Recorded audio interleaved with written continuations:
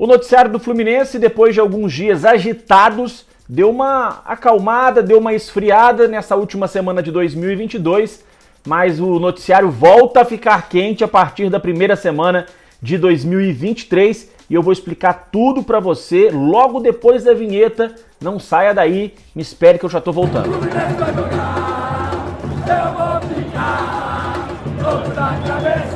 Salve, salve, meus amigos, um grande abraço a todos, obrigado mais uma vez pela presença aqui no canal Ligados no Flu. Não podia deixar você na mão, sem notícias, sem informações, sem te atualizar sobre o noticiário do Fluminense. Então agradeço demais a sua presença e peço para que você, que não é inscrito, fazer a sua inscrição, ativar o sino para receber as notificações e também deixar o seu like, deixar o seu comentário e compartilhar este vídeo com outros amigos, com outros tricolores. Vamos começar então o noticiário tricolor falando sobre as categorias de base, já que o Fluminense anunciou a renovação e ampliação do contrato de patrocínio Master para os moleques de Xerém com a empresa Avenutri. O contrato agora passa a valer até o final da Copa São Paulo de Futebol Júnior de 2024. Os valores desse acordo não foram divulgados.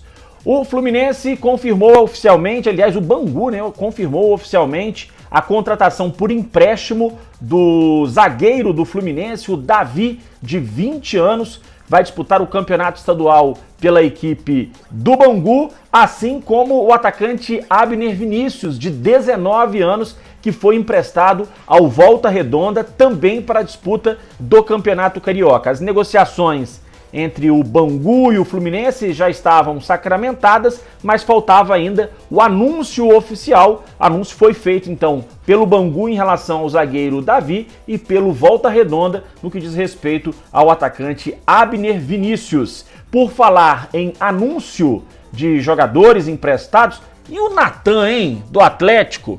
Até agora o Fluminense não anunciou oficialmente a renovação e ampliação do contrato com o Natan.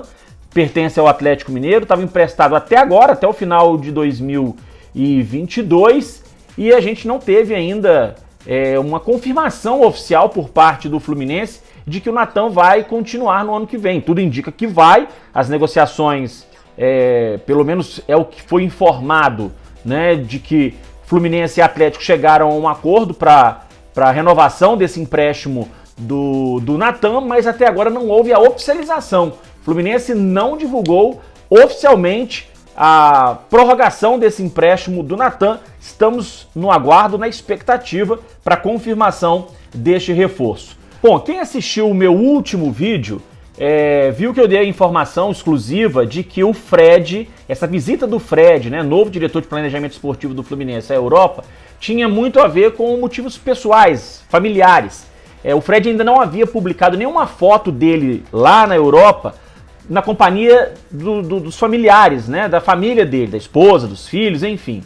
E eu trouxe essa informação exclusiva de que uma pessoa próxima do Fred me disse que o principal motivo da visita dele à Europa era para passear mesmo, e porque o filho do Fred era muito fã do Mbappé, queria ver o Mbappé jogando, queria conhecer o Mbappé. E ontem, logo depois de eu postar o vídeo com essa informação, o Fred publicou nas redes sociais dele uma foto ao lado da família, assistindo ao jogo do Paris Saint-Germain pelo Campeonato Francês, vitória por 2-1, jogo inclusive que o Neymar foi expulso, e o Fred estava lá no Parque dos Príncipes assistindo o Mbappé em campo, junto com a família. Enfim, o Fred, que deve voltar ao Rio de Janeiro, ao Brasil, nos próximos dias, vai passar o Réveillon na Europa, mas enquanto está na Europa, né, por ser dirigente do Fluminense, levou alguns presentes lá para alguns jogadores, como o Neymar, o próprio Mbappé, o zagueiro Marquinhos e tal, e tem feito também alguns contatos. Apesar da visita ser familiar, ser a passeio, diversão, o Fred também aproveitou essa visita à Europa para fazer alguns contatos em nome do Fluminense. E olha, tem gringo de olho nos jogadores da base do Fluminense, jogadores de Xerém. De acordo com informação divulgada pelo Netflu, 3 representantes de equipes europeias estarão no Brasil para acompanhar os jogos do Fluminense na Copa São Paulo de Futebol Júnior.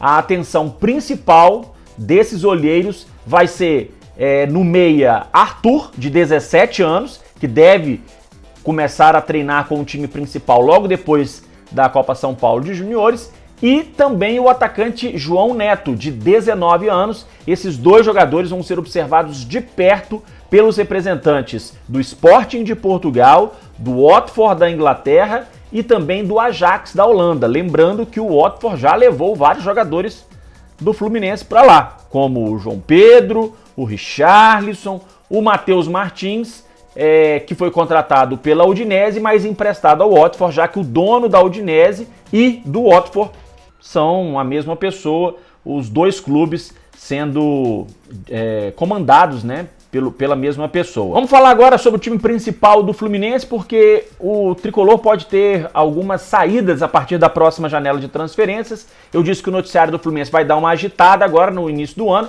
e é sobre isso que eu vou falar agora, porque o presidente do Conselho Deliberativo do Goiás deu uma entrevista à rádio Band News FM e confirmou a informação de que o Goiás procurou o Fluminense para tentar a contratação do lateral direito Calegari. Informação que foi trazida em primeira mão pelo jornalista Gabriel Amaral, do Raiz Tricolor, canal Raiz Tricolor, e agora o presidente do Conselho Deliberativo do Goiás confirma que o Goiás procurou o Fluminense e diz que entre os clubes estava tudo certo.